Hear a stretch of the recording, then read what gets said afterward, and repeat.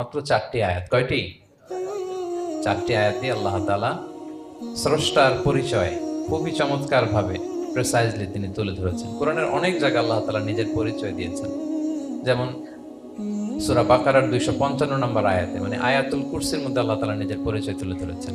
একটি আয়াত, 9টি বাক্য বিশিষ্ট একটি আয়াত, সেখানে আল্লাহ তাআলার পরিচয় খুব চমৎকার ভাবে পাওয়া যায়। আয়াতুল কুরসি, এটা আপনাদের মুখস্থ আছে না? আয়াতুল কুরসি ফরজ সালাতের পরে এটা পড়বেন। আল্লাহর হাবিব সাল্লাল্লাহু আলাইহি ওয়াসাল্লাম ফরজ সালাতের পরে এটা পড়তেন। তিনি বলতেন, মান ক্বারাআ আয়াতুল কুরসি দুবুরা কুল্লি সালাতিন মাকতুবাতিন লাম ইয়ামনা'হু মিন দুখুলিল জান্নাতি ইল্লাল মাউত।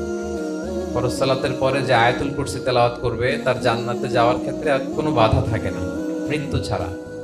মৃত্যুটাই বাধা, মরলেই জান্নাতি। আয়াতুল কুরসির ভেতরে আল্লাহ তাআলা ওনার পরিচয় তুলে ধরেছেন খুব সংক্ষিপ্তভাবে, এক আয়াতে আল্লাহর পরিচয়। তারপর সূরা হাশরের শেষ 3 আয়াতে আল্লাহ তাআলা নিজের চমৎকার পরিচয় তুলে ধরেছেন। তারপরে এই সূরা ইখলাসের মধ্যে আল্লাহ তাআলা আরো সংক্ষিপ্ত পরিসরে, ভেরি প্রিসাইজলি, মাত্র ছোট্ট ছোট্ট 4টা আয়াতে নিজের পরিচয় তুলে ধরেছেন। তো কিভাবে আল্লাহ তাআলা নিজের পরিচয় আমাদের সামনে পেশ করলেন, আমরা সেটাই আজকে শুনবার চেষ্টা করব ইনশাআল্লাহ। সূরাতুল ইখলাস, আপনারা কি জানেন এটা কোরআনের কততম পারায় অবস্থিত?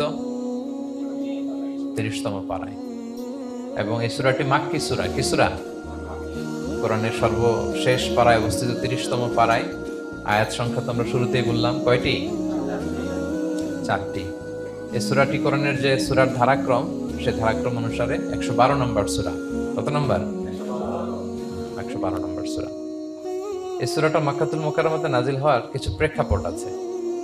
প্রেক্ষাপটগুলো হচ্ছে, আরবরা বংশকে খুব গুরুত্ব দেয়, বংশ প্রিজার্ভ করা,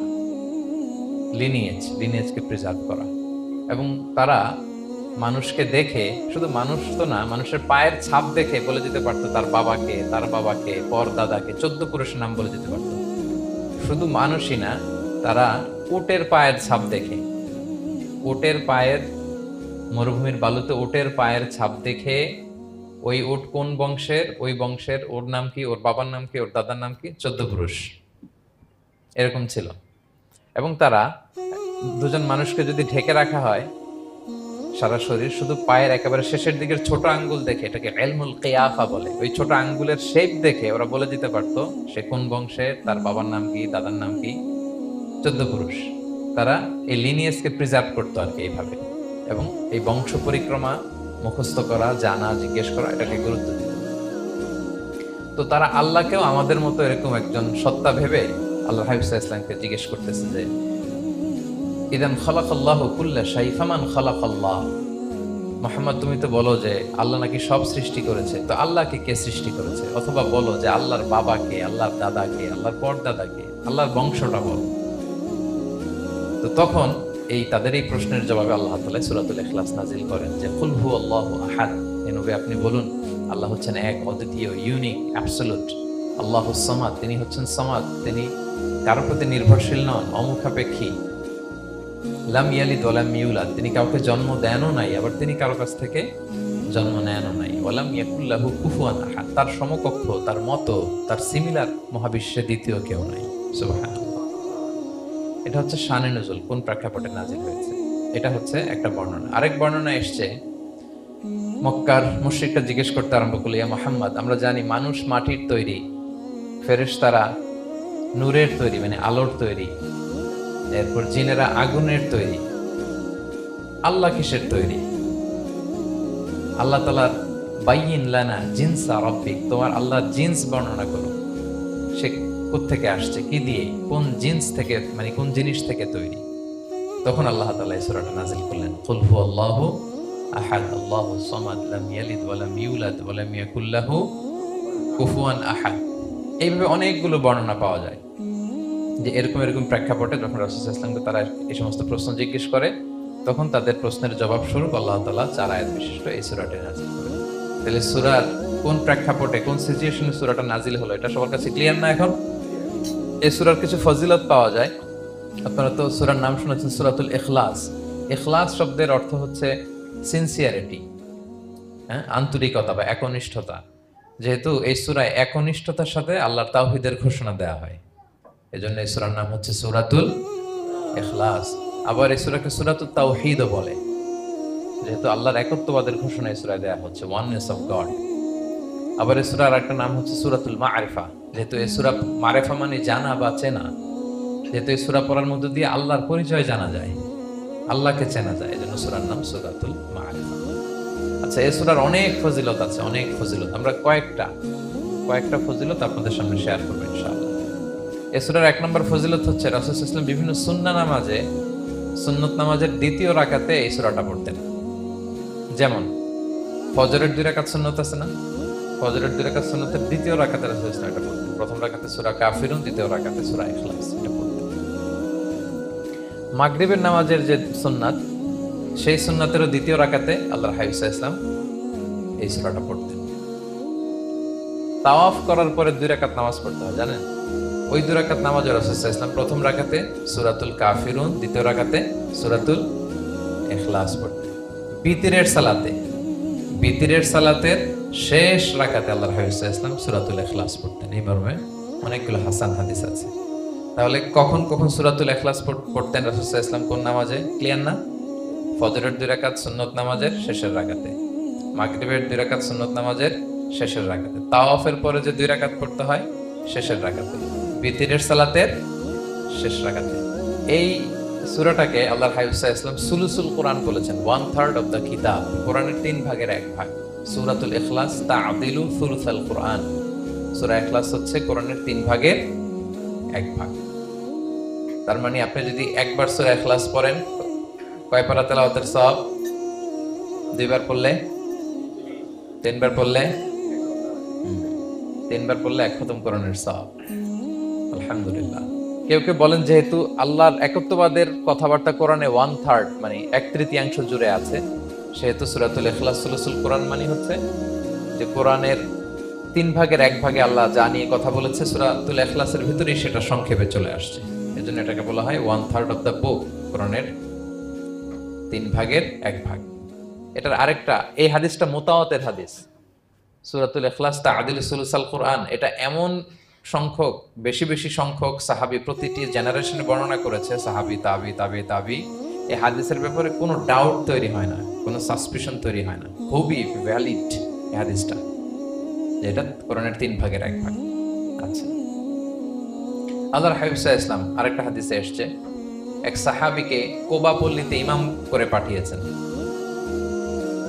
মদিনা মসজিদে নববীর পাশে একটা মসজিদ আছে, মসজিদে কোবা, সেই মসজিদের ইমাম করে এক সাহাবীকে পাঠিয়েছেন। ওই সাহাবীর একটা অভ্যাস ছিল, উনি প্রত্যেক রাকাতে সূরা ফাতিহার পরেই আগে সূরা ইখলাস পড়তেন। ধরেন প্রথম রাকাতে সূরা ফাতিহার পরে ইখলাস, এরপর একটা সূরা পড়তেন।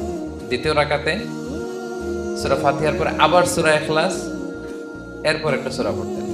ধরেন যে জুমার নামাজ 2 রাকাত, উনি ফাতিহার পরে প্রথমে কোন সূরাটা পড়ে নিতেন, এরপরে অন্য যে কোনো একটা সূরা। দ্বিতীয় রাকাতে সূরা ফাতিহার পরে কোন সূরাটা প্রথমে পড়ে নিতেন? ইখলাসের। এটাই ওনার স্বভাব। প্রত্যেক নামাজে যদি কোনো ইমাম সাহেব শুধু সূরা ইখলাস পড়ে, একটু খারাপ লাগবে না আমাদের? ওনার মুসল্লিদেরও তাই লেগেছে। ওনারা জিজ্ঞেস করলেন, তুমি এটা কেন করো? এরকম না করে স্বাভাবিকভাবে পড়ো। উনি বললেন, না, আমি এভাবেই পড়বো, আমি যেভাবে পড়তেছি এইভাবেই পড়ো, পড়লে পড়ো, না হলে তোমাদের হিসাব তোমাদের। তো তারা যে রাসূল সাল্লাল্লাহু আলাইহি ওয়াসাল্লামের কাছে বিচার দিল যে, ইয়া রাসূলুল্লাহ, দেখেন একজন ইমাম আপনি আমাদের জন্য নির্ধারণ করেছেন, উনি প্রত্যেক রাকাতে সূরা ইখলাস পড়ে, ইন এভরি সিঙ্গেল রাকাত সূরা ইখলাস পড়ে। তো রাসূল সাল্লাল্লাহু আলাইহি ওয়াসাল্লাম তাকে ডাকলেন, ডেকে বললেন, ঘটনা কি? তুমি নাকি এরকম করো, প্রত্যেক রাকাতে ফাতিহার পরে আগে ইখলাস দিয়ে শুরু করো, কেন করো? সে বলতেছে, ইয়া রাসূলুল্লাহ, হ্যাঁ, আমি আসলে এমনটা করি কারণ আমি এই সূরাটাকে বড্ড ভালোবাসি। কারণ ফিহি সিফাতুর রহমান, এই সূরার ভেতরে আল্লাহর পরিচয় মেলে, আল্লাহর পরিচয় পাওয়া যায়, যেন সূরাটাকে আমি বড্ড ভালোবাসি। রাসূল সাল্লাল্লাহু আলাইহি ওয়াসাল্লাম বললেন, ঠিক আছে, তোমার অভ্যাসের পরিবর্তন করার দরকার নাই। হুব্বুকা ইয়াহা ইউদখিলুকাল জান্নাহ, এই সূরার প্রতি তোমার এই ভালোবাসাই তোমাকে জান্নাতে প্রবেশ করাবে। আরেক বর্ণনায় এসেছে, তুমি যেমনি আল্লাহর পরিচয় থাকার কারণে সূরাটাকে ভালোবাসো, আল্লাহ জানিয়েছেন যেন তোমাকে জানাই আল্লাহও তোমাকে ভালোবাসে। ফিহি সিফাতুর রহমান, এই সূরার ভেতরে রহমানের পরিচয় পাওয়া যায়, আল্লাহ সুবহানাহু ওয়া তাআলার পরিচয় পাওয়া যায়। তো এইজন্য উনি প্রত্যেক রাকাতে সূরা ইখলাস পড়তেন। আরেকটা হাসান পর্যায়ের হাদিসে পাওয়া যায়, 9ম হিজরিতে আল্লাহর হাবিব সাল্লাল্লাহু আলাইহি ওয়াসাল্লাম তাবুক যুদ্ধে অংশগ্রহণ করেছিলেন। আপনারা তাবুক যুদ্ধের নাম শুনেছেন? হ্যাঁ, নিশ্চয়ই শুনেছেন, যারা ইসলামের ইতিহাস, বায়োগ্রাফি নিয়ে পড়াশোনা করেছেন। তাবুক হচ্ছে অনেক দূরে মদিনা থেকে, খুব কষ্টের সফর ছিল। তখন খেজুর পেকে সবার ঘরে খেজুর, পাকা খেজুর উঠাতে হবে, আবার প্রচন্ড গরম, আবার সফরের দূরত্ব অনেক বেশি। এই সফরে মূলত কোনো যুদ্ধ সংগঠিত হয়, তাবুক যুদ্ধে কোনো যুদ্ধ হয়নি। কয়েক সপ্তাহ লাগছে যেতে, কয়েক সপ্তাহ ফিরতে, এতটুকুই। জাস্ট কে পাক্কা ইমানদার আর কারা মুনাফেক, হিপোক্রিট, এটাকে ক্লিয়ার করার জন্য আল্লাহ তাআলা এই যুদ্ধের আহ্বান জানিয়েছেন যে যাও, অ্যাটাক করো, তাবুকে যাও। বিশাল বাহিনী, প্রায় বিশাল একটা বাহিনী যে তাবুকে চলে গেল। রাসূল সাল্লাল্লাহু আলাইহি ওয়াসাল্লাম যখন তাবুক যুদ্ধে ছিলেন, এই অভিযানে ছিলেন, তখন মদিনায় এক সাহাবী ইন্তেকাল করেন, নাম হচ্ছে মুআবিয়া ইবনে মুআবিয়া আল মুজহানি। তো উনি ইন্তেকাল যখন করলেন, রাসূল সাল্লাল্লাহু আলাইহি ওয়াসাল্লাম তো এত দূর থেকে এটা জানতেন না। জিবরাইল ইসলাম এসে বললেন, ইয়া রাসূলুল্লাহ, মদিনাতে আপনার সাহাবী মুআবিয়া ইন্তেকাল করেছে। মুআবিয়া ইবনে আবি সুফিয়ান একজন সাহাবী আছে, উনি নয়, মুআবিয়া ইবনে মুআবিয়া আল মুজহানি। তখন বললেন, ইয়া রাসূলুল্লাহ, আপনি এই 30,000 সাহাবী নিয়ে এখানেই মরুভূমির মধ্যেই তার গায়েবানা জানাজা পড়েন, আমরাও আছি আপনার সাথে, আমরাও শরীক হব। রাসূল সাল্লাল্লাহু আলাইহি ওয়াসাল্লাম এত দূরে তাবুক থেকেই মুআবিয়া ইবনে মুআবিয়া আল মুজহানি রাদিয়াল্লাহু তাআলা আনহুর গায়েবানা জানাজায় শরীক হলেন। এই গায়েবানা জানাজায় সাহাবাদের সাথে ফেরেশতারাও শরীক হয়েছিলেন, দুই কাতারে, পেছনে দুই কাতার, প্রতি কাতারে 70,000 ফেরেশতা। জানাজা শেষে, দোয়া শেষে আল্লাহর হাবিব সাল্লাল্লাহু আলাইহি ওয়াসাল্লাম বললেন যে, জিবরিল, ঘটনা কি? মুআবিয়ার এত স্ট্যাটাস, এত মর্যাদা, কি কারণে তুমি দুই কাতারে 70,000 হলে 1,40,000 বিশাল ফেরেশতাদের বহন নিয়ে তুমি জানাজায় জয়েন করলে, কারণ কি? কি তার মর্তবা? জিবরাইল ইসলাম বললেন, ইয়া রাসূলুল্লাহ, আপনার সাহাবী মুআবিয়ার বৈশিষ্ট্য ছিল তিনি কাইমান আও কাঈদান, দাঁড়িয়ে অথবা বসে, মাশিয়ান আও রাকিবান, আরোহণ অবস্থায় অথবা চলন্ত অবস্থায়, উঠতে বসতে চলতে ফিরতে সব সময় সে পড়তে থাকতো কুল হুয়াল্লাহু আহাদ আল্লাহুস সামাদ লাম ইয়ালিদ ওয়া লাম ইউলাদ ওয়া লাম ইয়াকুল লাহু কুফুয়ান আহাদ। এই সূরাটা ছিল তার ডেইলি ওজিফা, সব সময় উঠতে বসতে চলতে ফিরতে কোন সূরা পড়তো? সূরা ইখলাস পড়তো। এজন্য আল্লাহ তাআলার আদেশে আমরা 1,40,000 ফেরেশতা নিয়ে তার জানাজায় শরীক হয়েছি। সুবহানাল্লাহি ওয়া বিহামদিহি। তাহলে বুঝতে পারতেছেন এই সূরার মর্তবা কতটা পছন্দনীয় সূরা আল্লাহর কাছে। যদিও ছোট, আয়াত কয়টা, কিন্তু আল্লাহর কাছে এটার ফজিলত অনেক বেশি। প্রিয় ভাইরা, শুধু এখানেই শেষ নয়, আল্লাহর হাবিব সাল্লাল্লাহু আলাইহি ওয়াসাল্লাম সকালে, সন্ধ্যায়, ফজরের পরে, মাগরিবের পরে এবং বিছানায় ঘুমোতে যাওয়ার আগে তিনি সূরাতুল ইখলাস, সূরা ফালাক, সূরা নাস পড়ে হাতের মধ্যে ফু দিতেন, দুই হাত একসাথে মিলিয়ে এরকম ফু দিয়ে মাথা থেকে বডিতে যতটুকু সম্ভব তিনি মাসে করতেন। 3টা সূরাই শুরু হয়েছে কুল দিয়ে, এজন্য এই 3 সূরাকে একসাথে বলে কুল আস-সালাসা, মানে 3 কুল। এই 3 কুল তিনি ফজরের পর, মাগরিবের পর আর বিছানায় ঘুমোতে যাওয়ার আগে পরে হাতে ফু দিয়ে সারা গায়ে মেসেজ করতেন। আপনারা করেন? হ্যাঁ, অভ্যাসটা, ওজিফাটা আছে তো আপনাদের, না? করবেন এটা। এটা special protection, you will get a special protection from Allah সুবহানাহু ওয়া তাআলা। অনেকে দেখবেন ব্ল্যাক ম্যাজিক করে, ব্ল্যাক ম্যাজিক কিন্তু সত্য, ম্যাজিক করে, সেহের করে আপনাকে দুর্বল করে ফেলবে। স্বয়ং আল্লাহর হাবিব সাল্লাল্লাহু আলাইহি ওয়াসাল্লামকে সেহের করা হয়েছিল। উনি কয়েক মাস স্ত্রীদের সাথে ফিজিক্যাল ইন্টিমেসিতে যেতে পারতেন না, এত দুর্বল হয়ে গেছিলেন। লাবিদ ইবনুল আসাম নামে এক ইহুদি মিত্র, সে জাদু করেছিল রাসূল সাল্লাল্লাহু আলাইহি ওয়াসাল্লামকে। ওনার মাথার চুল চিরুনির ভেতর 11টা গিট দিয়ে সেই ব্ল্যাক ম্যাজিক করেছে। নবী সাল্লাল্লাহু আলাইহি ওয়াসাল্লাম কয়েক মাস অসুস্থ ছিলেন। পরে সূরা ফালাক নাস যখন নাজিল হয়, তখন আল্লাহ তাআলা বিশ্বকে সুস্থ করে দিলেন। সাহাবীদেরকে নিয়ে এক কুয়ার নিচ থেকে, চিরুনি থেকে এই গিটগুলো খুলে খুলে রাসূল সাল্লাল্লাহু আলাইহি ওয়াসাল্লাম 11টা আয়াত তেলাওয়াত করলেন। রাসূল সাল্লাল্লাহু আলাইহি ওয়াসাল্লামকে সুস্থ করে দিল কে? আল্লাহ সুবহানাহু ওয়া তাআলা শিফা নসিব করলেন। তার মানে ব্ল্যাক ম্যাজিক সত্য, সেহের করে মানুষ। আপনার সফলতা, আপনার সাকসেস, এটা সবার ভালো লাগবে না, মনে রাখবেন। সবাই এটা পছন্দ করে না। আল আইনু হক, নজর কিন্তু সত্য, নজর সত্য, নজরের প্রভাব আছে, চোখের প্রভাব আছে। এজন্য কারো ভালো কিছু দেখলে মাশা আল্লাহ বলবেন, আল্লাহর দিকে ফিরিয়ে দিবেন ওটার কল্যাণ। কি বলবেন? একটা সুন্দর ফুটফুটে বাচ্চা দেখলে মাশা আল্লাহ।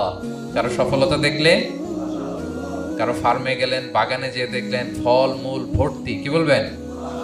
মাশা আল্লাহ, বিসমিল্লাহ মাশা আল্লাহ বললে এটাতে আর ক্ষতি হয় না। অনেকে বলে যে বাবা মা মাশাআল্লাহ বলা লাগে না, বাবা মা আর নাকি মামা, এই 3 জন নাকি মাশাআল্লাহ না বললে কিছু, এটা ভুল কথা। বাবা মারা বলতে হয়। বাবাও তার ছেলের কোনো সাকসেস, ভালো কিছু দেখলে কি বলবে? মাশাআল্লাহ, তাবারাকাল্লাহ অথবা বিসমিল্লাহ মাশাআল্লাহ, এটা আপনারা বলবেন। নজরের প্রভাব আছে। আপনি সিম্পলি দেখেন, এই যে আমি আপনাদের দিকে তাকিয়ে তাকিয়ে কথা বলছি, আমি যদি অনেকক্ষণ স্টেয়ারিং করি, কারো দিকে ভেবে তাকিয়ে থাকি, সে ভালো ফিল করবে? কেন, আমি কি তার মারছি, ধরছি, স্পর্শ করছি? কিছুই তো করলাম, শুধু আমি তার দিকে তাকিয়ে আছি, তার মানে এতেই সে অস্বস্তি ফিল করতেছে। ধরেন যে আপনি কোন একটা প্রোগ্রামে বসে আছেন, আপনার পাশে যে বসে, আপনি তার দিকে এরকম 10 মিনিট তাকায় আছেন, কোনো কথা ছাড়া শুধু তাকিয়েই রইলেন, তার কি ভাল লাগবে বলেন? সে কি কমফোর্টেবল ফিল করবে? সে ভয় পাবে, সে ভয় পাবে, অস্বস্তি ফিল। আপনি কিছুই করেন নাই, না তাকে টাচ করেছেন, না ধরেছেন, ছুঁয়েছেন, কিন্তু শুধু তাকিয়ে আছেন। দেখেন নজরের কি প্রভাব। আল্লাহ আইনু হক, নজর সত্যি। এজন্য কারো সাকসেস দেখলে আমরা সবসময় যেন মাশাআল্লাহ বলি। মাশাআল্লাহ ঠোঁটের সাথে মিলিয়ে রাখবেন। ভালো দেখলে কি বলবেন? মাশাআল্লাহ, মাশাআল্লাহ, বিসমিল্লাহ, মাশাআল্লাহ, মাশাআল্লাহ, তাবারাকাল্লাহ, এটা বলবেন। তাহলে আল্লাহর হাবিব সাল্লাল্লাহু আলাইহি ওয়াসাল্লামকেও সেহের করা হয়েছিল। এজন্য এই সেহের থেকে, ব্ল্যাক ম্যাজিক থেকে, আইন মানে জেলাসি, মানুষের নজর দিয়ে যে হিংসা করে, এই জেলাসি থেকে, মিন শাররি হাসিদিন ইযা হাসাদ, হাসাদ থেকে, মিন কুল্লি মাকরুহিন ওয়া শুরুর, এসব ক্যালামিটি, ডিজাস্টার, এগুলো থেকে পানাহ হিসেবে আপনি এই ওয়াজিফাটা করবেন। 3 কুল, কুল আস-সালাসা, 3 কুল। আমার সাথে সাথে বলেন, কয় কুল? কি কি? সূরাতুল ইখলাস, সূরা ফালাক, সূরা নাস। এই 3টা পড়ে ফজরের পর, মাগরিবের পর আর ঘুমোতে যাওয়ার আগে হাত দুইটাকে একসাথে করে পরে লম্বা একটা ফু দিয়ে মাথা থেকে মাসাজ করবেন সারা গায়ে। পারা যাবে ইনশাআল্লাহ বিইذنিল্লাহ। এবং আম্মা জান আয়েশা রাদিয়াল্লাহু তাআলা আনহা বলতেন, আমি যখন কখনো অসুস্থ হয়ে যেতাম, অসুস্থ হলে রাসূল সাল্লাল্লাহু আলাইহি ওয়াসাল্লামকে যে যখন কমপ্লেইন করতে, ইয়া রাসূলুল্লাহ আমি তো অসুস্থ, রাসূল সাল্লাল্লাহু আলাইহি ওয়াসাল্লাম আমাকে এই আমলটা করতে বলতেন। মানে আয়েশা, তুমি সূরাতুল ইখলাস, সূরা ফালাক, সূরা নাস পড়ে সারা গায়ে কি করো? ফু দাও। আলী রাদিয়াল্লাহু তাআলা আনহু বর্ণনা করেন, আল্লাহর হাবিব সাল্লাল্লাহু আলাইহি ওয়াসাল্লাম একবার নামাজ পড়তেছেন, নামাজে তিনি সিজদারত অবস্থায়, ইন দ্য মিন টাইম লাদাগাতহুল আকরা, একটা বিচ্ছু রাসূল সাল্লাল্লাহু আলাইহি ওয়াসাল্লামের আঙ্গুলে কামড় দিল। বিচ্ছু, বিচ্ছুর কামড় খাইছেন? হ্যাঁ, কেমন লাগে? খুব আরাম লাগে? হ্যাঁ, খুব যন্ত্রণা হয়, অনেক যন্ত্রণা হয়। রাসূল সাল্লাল্লাহু আলাইহি ওয়াসাল্লামকে যখন কামড় দিল নামাজের অবস্থায়, রাসূল সাল্লাল্লাহু আলাইহি ওয়াসাল্লাম খুব যন্ত্রণা পেলেন, ব্যথা পেলেন। এই বিচ্ছুটারে লানত করলেন। সাধারণত লানত করতেন না, তিনি বলতেন লানাতুল্লাহি আলাল আকরা, এই বিচ্ছুর উপর লানাত, লা ইয়াদাউ নাবিয়্যান ওয়ালা গায়রা। এই বিচ্ছু নবীও চিনে না, মানুষও চিনে না। মানে কোথায় কামড় দিতে হবে এটাও বুঝতেছে না। শুধু নবী না, সব নবীদের নবী, ওনারা কামড় দিয়ে ফেলছে। তাই আল্লাহর পক্ষ থেকে পরীক্ষা ছিল, কেয়ার করা। উনি ভর্ৎসনা করলেন, লানত করে বললেন, নবীও চিনস না, মানুষও চিনস না, কামড় দিয়ে খুব কষ্ট পাচ্ছেন। আল্লাহ হাবিব সাল্লাল্লাহু আলাইহি ওয়াসাল্লাম বললেন, যাও গরম পানি আর লবণ নিয়ে আসো, এনে এটার মধ্যে ঢালো। তো ঢালতে আরম্ভ করলো। লবণ কিন্তু খুবই ব্যথানাশক, pain killer, natural pain killer. এটার মধ্যে সোডিয়াম ক্লোরাইড আছে, তো এটা গরম করে লবণ মিশিয়ে দিলে যে কোনো ব্যথা ট্যাথা সাথে সাথে ভালো হয়ে যায়। রাসূল ইসলাম বললেন ঢালো। ঢালতেছে, রাসূল ইসলাম পড়তেছেন কুল হুয়াল্লাহু আহাদ আল্লাহুস সামাদ লাম ইয়ালিদ ওয়া লাম ইউলাদ ওয়া লাম ইয়াকুল লাহু কুফুয়ান আহাদ বলে ফু দিচ্ছেন আর ঢালতেছে। ঢালাও শেষ, আঙ্গুলের ব্যথাও শেষ।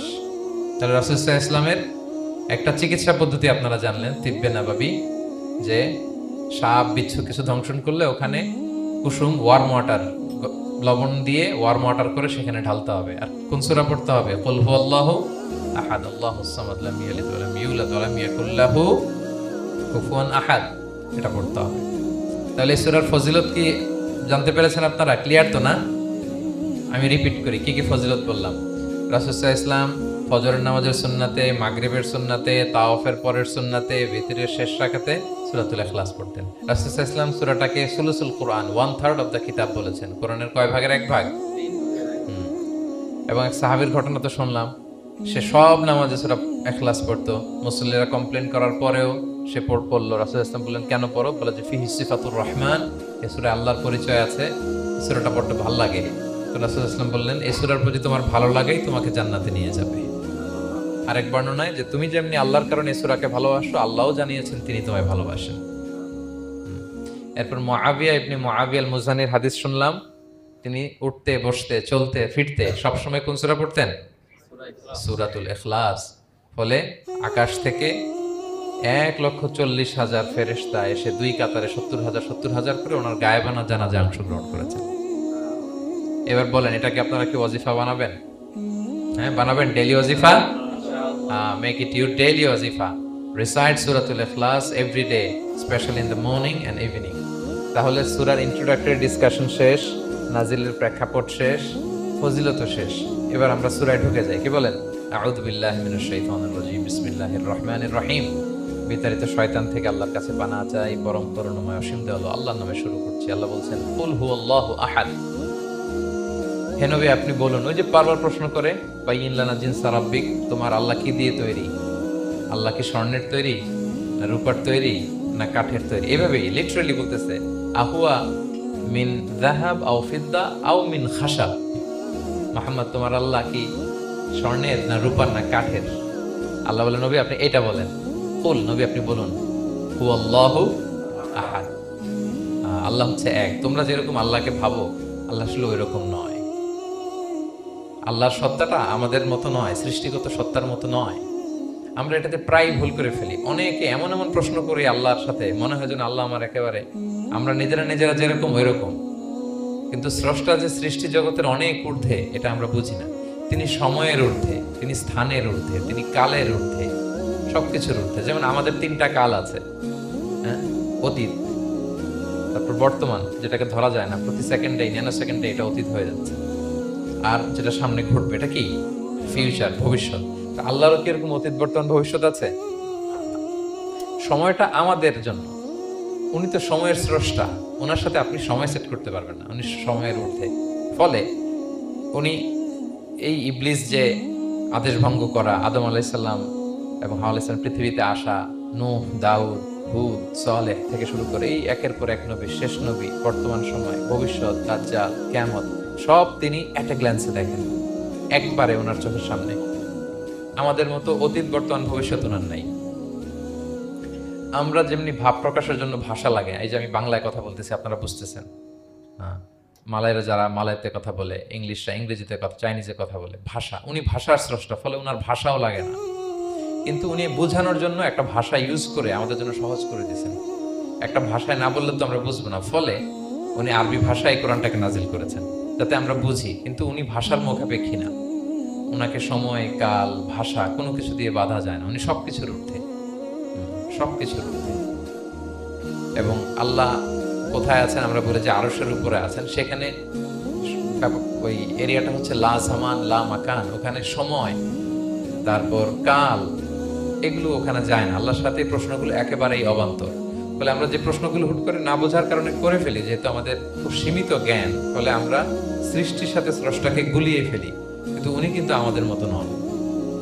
এজন্য আল্লাহ বলেন যে আমাকে জিজ্ঞেস করে যে আমি লোহার তৈরি, না স্বর্ণের তৈরি, না রূপার তৈরি, নাকি পাথরের তৈরি বা কাঠের তৈরি, তুমি বলো, কুল হুয়াল্লাহু আহাদ। হে নবী আপনি বলুন, আমি হচ্ছি এক, একক, অদ্বিতীয়। আরবিতে এক, এক বলতে আরবিতে ওয়াহেদ শব্দ ব্যবহার করে, আহাদ ব্যবহার করা হয় না। ব্যক্তির গুণ হিসেবে কখনো আহাদ ব্যবহার করা হয় না। এটা কেবলমাত্র, শুধুমাত্র, একমাত্র আল্লাহ তাআলার জন্য ব্যবহার করা হয়। তিনি আহাদ, আহাদ। কারণ ওয়াহেদ শব্দের ওয়াহেদাতুন হয়, মানে পুরুষবাচক হয়, স্ত্রীবাচক হয়, কিন্তু আহাদের আর কিছু হয় না। আহাদ, আহাদি। আল্লাহ শব্দটাই এরকম, আল্লাহ শব্দটাই এরকম। যেমন ঈশ্বরের ঈশ্বরী হয়, ভগবানের ভগবতী হয়, গডের গডেস হয়। আল্লাহর এরকম স্ত্রীবাচক কিছু আছে? কিছু নাই। আল্লাহ বলেন, ইন্নানি আনাল্লাহু লা ইলাহা ইল্লা আনা ফা'বুদনি ওয়া আকিমিস সালাতা লিযিকরি। নিশ্চয় আমি আল্লাহ। মুসা আলাইহিস সালামকে প্রথম যে প্রত্যাদেশ, রেভেলেশন দিয়েছিলেন মুকাদ্দাসে তুয়ার পাশে, তুর পাহাড়ের পাদদেশে, ওখানে প্রথম মুসা আলাইহিস সালাম আল্লাহর সাউন্ড তখন তিনি শুনেছিলেন। এবং আল্লাহর সাউন্ডটাও আমাদের সাউন্ডের মতো নয়। যেমন আমি এদিক থেকে কথা বললে আপনি এই পাশ থেকে শুনবেন, এদিক থেকে কথা বললে, এদিক থেকে আমাকে ডাক দিলে এদিকে, তার মানে আমি দিকের সাথে সম্পৃক্ত। আল্লাহর এটা এরকম না। মুসা আলাইহিস সালাম তিনি যখন আল্লাহর কথা শুনলেন, তিনি বললেন যে একটা সাউন্ড শুনলাম, এটা 4 দিক থেকে শোনা যায়, 4 দিক থেকে শোনা যায়। এবং তিনি ওনার প্রেগনেন্ট স্ত্রীকে নিয়ে মাদিয়ান ক্রস করে ইজিপ্টের বর্ডারে ঢুকবেন। ইন দ্য মিন টাইম আল্লাহ তাআলা ওই সময়টাকে চুজ করেছেন যে তাকে এখন নবী বানাবো, তাকে রেভেলেশন দিব। তো তিনি দেখলেন যে ইন্নী আনাস্তু নারান, আমি ওই যে লাআল্লি আতিকুম মিনহা বিকাবাসিন আও আজিদু আলান নারি হুদা। স্ত্রীকে দাসীকে বললেন যে একটু বসো, প্রচন্ড ঠান্ডা, ওই যে আগুন দেখা যায়, মনে হয় কেউ আগুন পোহাচ্ছে, আমি একটু আগুন নিয়ে আসি মশাল দিয়ে, তোমাদের আরাম লাগবে, একটু ওয়ার্ম আপ হবে। তো আগুনের কাছে যেয়ে দেখে সামনে যত যায় আগুন আগুন তত পেছায়, এবং আগুনটা সাধারণ আগুন না, একটা গাছ থেকে আগুন বেরোচ্ছে, কিন্তু ওই গাছের পাতা জ্বলে না, ডাল জ্বলে না, কিছুই হয় না। আসলে এটা আগুন না, এটা আল্লাহর নূর। আল্লাহর নূর সেখানে ফোকাস দেওয়া হচ্ছে। আল্লাহর নূরও আমাদের নূরের মতো না। নূর মানে লাইট, নূর মানে কি? লাইট। সো এই যে আমরা যে লাইট দেখি, এই লাইটের মতো না, কারণ আল্লাহর এই নূরের কাভার দেয়া হচ্ছে আবার নূরের পর্দা দিয়ে। পর্দা দেয়া হয় সাধারণত আলোকে আটকানোর জন্য, কিন্তু আল্লাহর যে পর্দা, হিজাবের কথা বলা হয়েছে, ওইটা, ওই পর্দাটাও আলো, আলোর পর্দা। আমাদের সাথে মিলালে হবে? আমরা আমরা ঘরে পর্দা টাঙাই কি কি থামাতে বলেন তো? আলো থামাতে। আর আল্লাহর যে হিজাব, পর্দাগুলো কিসের? আলোর, নূরের। সো কশ্চিনকালেও আপনি সৃষ্টির সাথে স্রষ্টাকে মিলাবেন না। আমরা ভুল করে অনেক সময় এরকম অবান্তর প্রশ্নগুলো করি। তো আল্লাহ তখন মুসা আলাইহিস সালামকে প্রত্যাদেশ করলেন যে ইন্নানি আনাল্লাহ লা ইলাহা ইল্লা আনা ফা'বুদনি, আমি আল্লাহ, আমি কি? আল্লাহ। এই আল্লাহ নামটা আল্লাহ নিজেই রেখেছেন।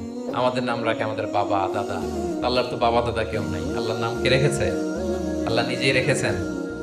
ফা'বুদনি, আমার ইবাদত করো, ওয়া আকিমিস সালাতা লিযিকরি। তাহলে এখানে প্রথম আয়াতেই শিরকের উপর কুঠারাঘাত করা হয়েছে, শিরকি আকীদাকে লন্ডভন্ড করে দেয়া হয়েছে, এবং বোঝানো হয়েছে আল্লাহ হচ্ছেন এক, অদ্বিতীয়, একক। কারণ আমরা যত ইবাদত করি, এর মধ্যে যদি শিরকের স্পর্শ থাকে, আমাদের ইবাদত ভ্যানিশ হয়ে যাবে, এটার কোনো দাম নাই। লা ইন আশরাকতা লা ইয়াহবাতান্না আমালুক ওয়া লা তাকুনান্না মিনাল খাসিরিন। আল্লাহ বলেন যদি শিরক করো তাহলে তোমার সব আমল বাতিল হয়ে যাবে, তোমার রোজা, নামাজ, হজ, যাকাত, জিকির কিছু থাকবে না।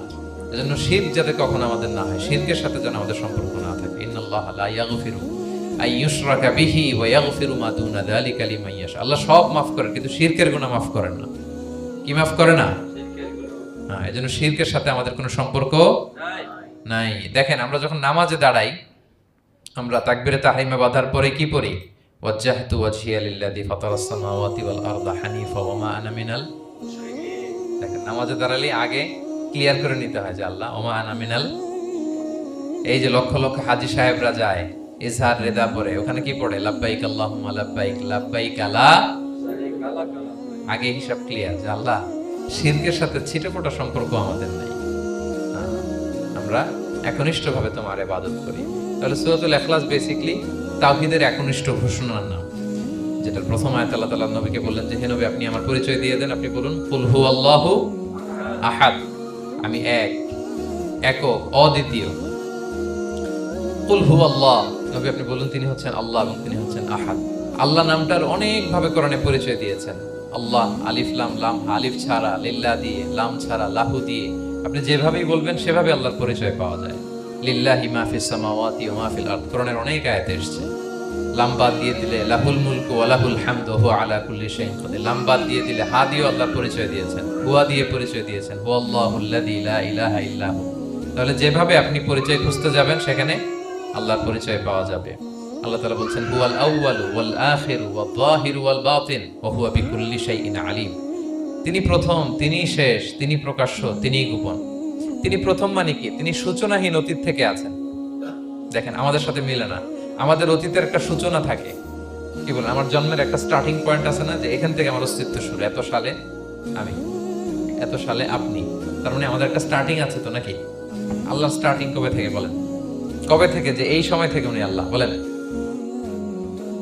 nobody knows, কারণ হুয়াল আউয়াল, এই আউয়াল মানে এমন শুরু, সূচনাহীন শুরু,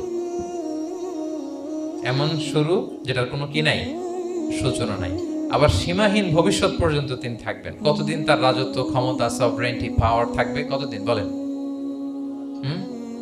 সীমাহীন, এটার কোনো শেষ নাই। হুয়াল আউয়াল ওয়াল আখির ওয়াল যাহির ওয়াল বাতিন।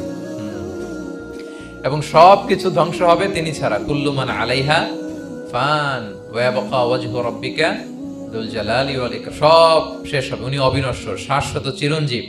তাই বলে উনি আমাদের থেকে দূরে নন, খুব কাছে। আমরা ডাকলেই তিনি ডাকে সাড়া দেন। আমাদের সবকিছু তিনি দেখেন, অবজার্ভ করেন, মনিটর করেন। ওয়া নাহনু আকরাবু ইলাইহি মিন হাবলিল ওয়ারিদ। আমাদের এখানে একটা রগ থাকে, এই রগেরও কাছে, তার মানে খুব কাছে, খুব কাছে। আমরা তাকে না দেখলেও তিনি আমাদের দেখেন। লা তুদরিকুল আবসার ওয়া হুয়া ইউদরিকুল আবসার ওয়া হুয়াল লাতীফুল খবীর। কোন চোখ তাকে দেখে না, কোন দৃষ্টি তাকে আয়ত্ত করতে পারে না, কিন্তু সকল দৃষ্টিকে তিনি আয়ত্তে রাখেন। সুবহানাল্লাহ। এভাবে আল্লাহ তাআলা খুব প্রিসাইজলি 4টা আয়াত দিয়ে নিজের পরিচয় দিয়েছেন। কুল হুয়াল্লাহু আহাদ, হে নবী আপনি বলুন তিনি আল্লাহ, তিনি অদ্বিতীয়। বাংলারও অনেক সীমাবদ্ধতার ফলে আমাকে এক, একক এগুলো ইউজ করা লাগতেছে, কিন্তু আল্লাহর আহাদ বোঝাতে যে এক, একক এটা যথেষ্ট না। এটা আমার লিমিটেশন, আমাদের লিমিটেশন, ভাষার লিমিটেশন। কিছু দিয়ে তো আমার অডিয়েন্সকে বা আমাদের বুঝতে হবে দ্য এসেন্স অফ গড। এজন্য আমরা বলি এক, একক, অদ্বিতীয়। অদ্বিতীয়টা খুব অনেকটাই পারফেক্ট। তাহলে তিনি হচ্ছেন আহাদ, এবং এই আহাদের লেসন দেওয়ার জন্য সব নবীরা এসেছে। সব নবীরা একই কথা বলেছেন, আদম আলাইহিস সালাম থেকে শুরু করে বিষ্ণু ইসলাম পর্যন্ত একই কথা বলেছেন যে ইয়া কওমি ইবুদুল্লাহ মা লাকুম মিন ইলাহিন গায়রু আফালা তাআকিলুন। হে আমার জনপদের লোকেরা, কি হলো তোমরা এত কিছুর ইবাদত করো, দাসত্ব করো, তোমরা ইবাদত করবে এক সত্তার, তিনি কে? মা লাকুম মিন ইলাহিন, তিনি ছাড়া কোনো ইলাহ তোমাদের নেই। তাহলে এই যে ওয়াননেস অফ গড, স্রষ্টা যে একজন, এই কনসেপ্টটাকে ক্লিয়ার করবার জন্যই এত এত নবীরা পৃথিবীতে হাজির হয়েছে। তাহলে আল্লাহর চমৎকার একটা নাম জানলাম আমরা, আহাদ। কি নাম? মজার ব্যাপার হচ্ছে এই নাম কোরআনে আর কোথাও নেই। আহাদুন শব্দ যেটা আছে এটা অন্য অর্থে, এক এক অর্থে আর কি, কিন্তু আল্লাহর আহাদ কোরআনে শুধু এই সূরাতেই এসেছে। আল্লাহর আহাদ নামটা শুধু এই সূরাতেই এসেছে, আহাদ আহাদ। আপনারা বেলাল রাদিয়াল্লাহু তাআলা আনহুর ঘটনা জানেন যে উমাইয়া ইবনে খালাফ খুব পাষণ্ড মাওলা ছিল ওনার, মনিব। এমন কোনো অত্যাচার নাই যে ঈমান আনার কারণে বেলাল রাদিয়াল্লাহু তাআলা আনহুর করা হয়নি। পিটানো, চাবুক মারা, টানা হেচড়া করা, উত্তপ্ত মরুভূমিতে। যারা হজ উমরা করতে গিয়েছেন তারা তো দেখেছেন মরুভূমির বালু, ওখানে কত গরম, চাল ছেড়ে দিলে মুড়ি হয়ে যাবে, খই হয়ে যাবে। ওই উত্তপ্ত গরম বালুতে বেলাল রাদিয়াল্লাহু তাআলা আনহুকে শুইয়ে পেটের উপরে পাথর রেখে দেওয়া হয়েছিল। তখন তিনি আল্লাহর একত্ববাদের ঘোষণা এই শব্দটা দিয়ে করেছেন। অস্ফুট কণ্ঠে উনি বারবার বলছিলেন আহাদ আহাদ আহাদুন আহাদ। তো আল্লাহ তাআলার এই নামটা, আহাদ নামটা, এই সূরা ছাড়া কোরআনের অন্য কোথাও আসেনি। তাহলে প্রথম আয়াতটা কি? কুল হুয়াল্লাহু। হে নবী তারা জিজ্ঞেস করে আমার বংশ কি, বাপদাদা কই, কাঠের না মাটির না লোহার না সোনার, আপনি বলুন কুল হুয়াল্লাহু, তিনি এক, অদ্বিতীয়। আল্লাহুস সামাদ, তিনি হচ্ছেন সামাদ। আল্লাহর আরেকটা নাম আস-সামাদ, আল্লাহুস সামাদ। সামাদ শব্দের অনেকগুলো অর্থ পাওয়া যায়। সামাদের একটা মিনিং হচ্ছে যার উপরে আর কারো কোনো স্ট্যাটাস বা মর্যাদা নাই। আরবিতে বলে মানতাহা ইলাইহি সুগদাদু ওয়া শারাফ, মর্যাদা, স্ট্যাটাস যত শীর্ষে পিকে যেতে পারে ওইটার নাম হচ্ছে সামাদ, এর উপরে। সামাদের আরেকটা অর্থ হচ্ছে যে পরনির্ভরশীল নয়, মানে তার কারোর উপর নির্ভর করা লাগে না, সে স্বয়ংসম্পূর্ণ। আচ্ছা পৃথিবীতে এমন কারো নাম বলেন তো যে কোনো দিন কোনো কিছুতে কোনো কাজে অন্যের মুখাপেক্ষী হওয়া লাগে নাই, সে একা একা আত্মনির্ভরশীল স্বয়ংসম্পূর্ণ, এরকম একজনের নাম বলেন? আছে? কেউ নাই। কোনো না কোনো ভাবে আপনি পাওয়ারফুল কারো কথা বলবেন, এত আরো নির্ভরশীল। এরা রাস্তা দেখায় না দিলে চলতেও পারে না, কোন দিকে যাইতে হবে এটা বলার জন্য 10 জন থাকে। এর ওয়াশরুমে নিয়ে যেতে হয় 10 জনের, এর এই সাপোর্ট ওই সাপোর্ট, এই প্রোটোকল, অনেক কিছু, এর লোক লাগে আরো বেশি। তার মানে সাহায্য ছাড়া চলতে পারে এমন কোন সত্তা পৃথিবীতে নাই। একটা সত্তা যার কারো কোনো সাহায্য লাগে না, যার কারোর প্রতি কোনো নির্ভরতা নাই, কারো কাছে ঠেকা নাই, গোটা বিশ্ব তার কাছে ঠেকা, তিনি কে? তার নাম সামাদ। তার নাম কি? আল্লাহুস সামাদ, অমুখাপেক্ষী, অ্যাবসলিউটলি ইন্ডিপেন্ডেন্ট। কখনো কোনো কাজে তার কারো কাছে যেতে হয় না, কারো উপর ভরসা করতে হয় না, কারো প্রতি তার কোনো ঠেকা নাই। সব গোটা দুনিয়া তার কাছে ঠেকা, তার কাছে ফরিয়াদ করে, তার দিকে ঝুঁকে পড়ে আসতে বাধ্য। ওই সত্তার নাম হচ্ছে সামাদ। সামাদ ক্লিয়ার সবার কাছে? আল্লাহ তাআলা বলছেন ইয়া আইয়ুহান নাসু আনতুমুল ফুকারাউ ইলাল্লাহ আল্লাহু হুয়াল গনিয়ুল হামিদ। ওহে মানুষেরা তোমরা হচ্ছে ফকির। ফকির বিমানা মুফতাকির ইলাল্লাহ, মানে মুখাপেক্ষী কার দিকে? ফুকারা ইলাল্লাহ আল্লাহু হুয়াল গনিয়ুল হামিদ। কিন্তু আল্লাহ কারো প্রতি মুখাপেক্ষী নন। গনি, তিনি প্রাচুর্যশীল, হামিদ, সপ্রশংসিত। সবাই তার কাছে ফরিয়াদ করে, তিনি কারো কাছে ফরিয়াদ, সবাই তার কাছে চায়, তিনি কারো কাছে চাওয়া লাগে না, সবাই তার কাছে মুখাপেক্ষী, তিনি কারো প্রতি মুখাপেক্ষী। তার নাম সমাদ। তার নাম কি? তাহলে সমাদ ক্লিয়ার। হ্যাঁ, লাম ইয়ালিদ ওয়ালাম ইউলাদ। লাম ইয়ালিদ, তিনি কাউকে জন্ম দেননি। ওয়ালাম ইউলাদ, তিনি নিজেও জন্ম নেন নাই।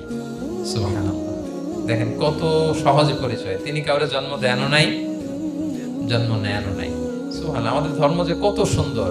এক আল্লাহর দিকে আমাদেরকে রেফার করা হয়েছে। অন্যান্য ধর্মের দিকে দেখেন কি আজীব কথা। খ্রিস্ট ধর্মে বলে আদম আলাইহিস সালাম পাপ করছে, ওই পাপের কারণে আমরা সবাই নাকি পাপী, জন্মাইলেই নাকি পাপী। ইসলাম বলে আমরা জন্মগ্রহণ করি মাসুম অবস্থায়, নিষ্পাপ। কিন্তু খ্রিস্টানরা কি বলে? আমরা পাপ নিয়ে জন্মাই। ফলে খোদার ছেলের দুনিয়াতে আসা লাগছে, এসে সবার পাপ নিজের কাঁধে নিয়ে শুলে চড়ছে, এরপরে খোদার সাথে যে বসে আছে।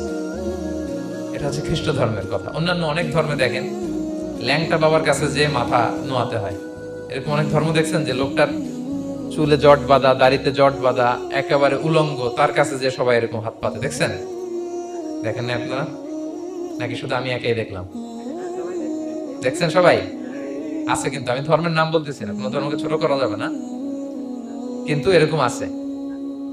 তো দেখেন কি সমস্ত অদ্ভুত নিয়ম কানুন। আগুন নিয়ে ওইখানে দৌড়াইতে হয়, করতে হয়, কিন্তু আমাদের এক সত্তার কাছে আমরা চাই। কোনো ভায়া লাগে না, মিডিয়েটর লাগে না, মধ্যস্থতাকারী লাগে না। আল্লাহ বলে ডাকার সাথে সাথে তিনি ডাকে সাড়া দেন। লাম ইয়ালিদ ওয়া লাম ইয়াকুল লাহু, জন্ম দেনও নাই, জন্ম নেনও নাই। মুশরিকরা বলতো আল মালাইকাতু বানাতুল্লাহ, তারা বলতো ফেরেশতারা নাকি আল্লাহর মেয়ে। নাউজুবিল্লাহ। ওয়া ক্বালাতিল ইয়াহুদু উযাইরুন ইবনুল্লাহ, ইহুদিরা বলতো উযাইর আলাইহিস সালাম আল্লাহর ছেলে। ওয়া ক্বালাতিন নাসারা আল মাসীহ ইবনুল্লাহ, আর খ্রিস্টানরা বলে ঈসা মাসীহ, ঈসা আলাইহিস সালাম উনি নাকি আল্লাহর ছেলে। নাউজুবিল্লাহ। আল্লাহ সবগুলো ভ্রান্ত ধারণার কবর রচনা করেছেন এই আয়াত দিয়ে। লাম ইয়ালিদ ওয়া লাম ইউলাদ, না না, এগুলো ভুল। ক্লিয়ার কাট শুনে রাখো, কান খাড়া করে জেনে রাখো। লাম ইয়ালিদ ওয়া লাম ইউলাদ, তিনি কাউকে জন্ম দেনও নাই, তিনি কারো কাছ থেকে জন্ম নেনও নাই। ইমাম আবু বকর আল বাকিল্লানি একজন বড়, অনেক বড় একজন দার্শনিক ছিলেন এবং তর্কবাগীশ ছিলেন, ইরাকের। নাম শুনেছেন কেউ? আবু বকর আল বাকিল্লানি। তো উনি কারোর সাথে তর্ক লাগলে উনি খ্রিস্ট ধর্মের কত লোককে যে শাহাদা পড়াইছেন ওনার এই যৌক্তিক আলোচনা দিয়ে, তর্ক দিয়ে। সুবহানাল্লাহ।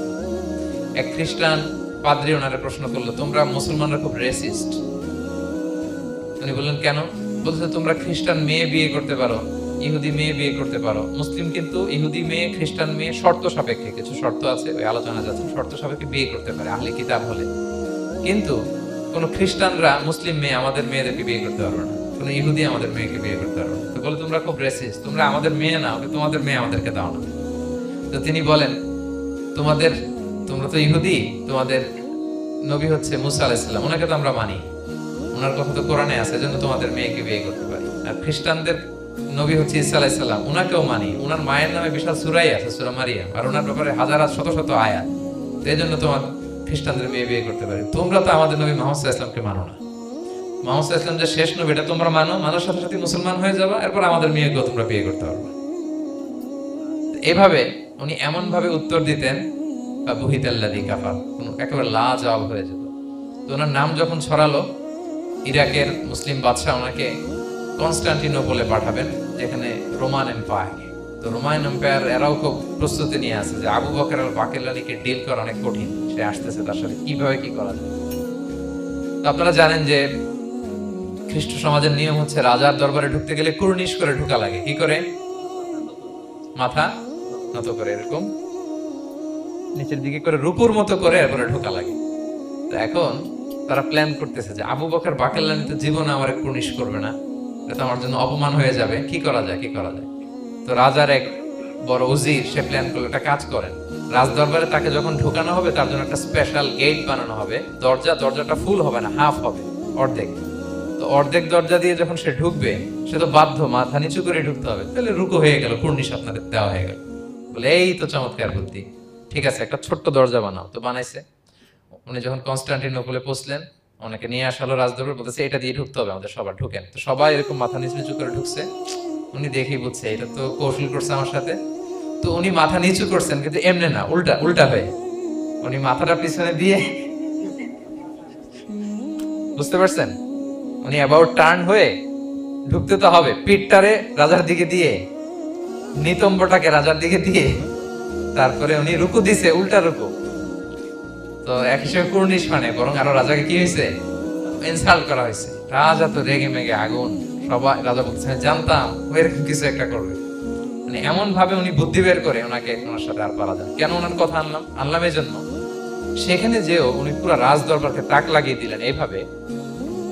উনি দেখেন যে কনস্টান্টিনোপলের রোমান এম্পায়ারের পাশে পোপ বসা, পোপ চেনেন তো, মানে তৎকালীন খ্রিস্টান সবচেয়ে বড় পাদ্রী।